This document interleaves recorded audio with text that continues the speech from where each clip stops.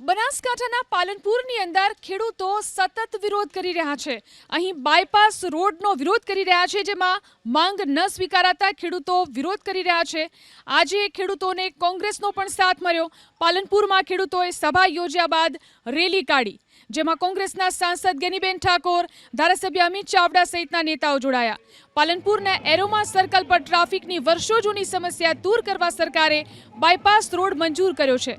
Ahmedabad Abu road highway પર સોનગઢથી જગાણા ગામ સુધી 26 કિલોમીટર લાંબા બાયપાસ રોડ માટે કોઈ જગ્યાએ 100 મીટર તો કોઈ જગ્યાએ 60 મીટર જમીન સંપાદિત કરવામાં આવી છે, જેનો ખેડૂતો વિરોધ કરી રહ્યા છે।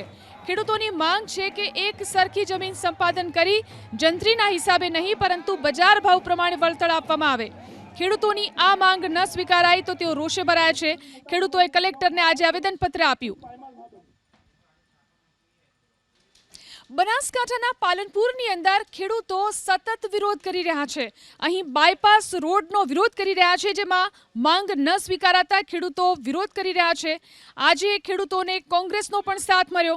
પાલનપુરમાં ખેડૂતોએ સભા યોજ્યા બાદ રેલી કાઢી, જેમાં કોંગ્રેસના સાંસદ ગેનીબેન ઠાકોર, ધારાસભ્ય અમિત ચાવડા સહિતના નેતાઓ જોડાયા।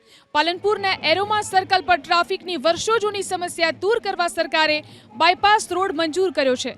અમદાવાદ આબુ રોડ હાઈવે પર સોનગઢથી જગાણા ગામ સુધી 26 કિલોમીટર લાંબા બાયપાસ રોડ માટે કોઈ જગ્યાએ 100 મીટર તો કોઈ જગ્યાએ 60 મીટર જમીન સંપાદિત કરવામાં આવી છે, જેનો ખેડૂતો વિરોધ કરી રહ્યા છે।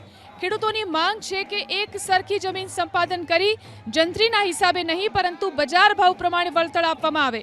ખેડૂતોની આ માંગ ન સ્વીકારાઈ તો તેઓ રોષે ભરાયા છે। ખેડૂતોએ કલેક્ટરને આજે આવેદનપત્ર આપ્યું।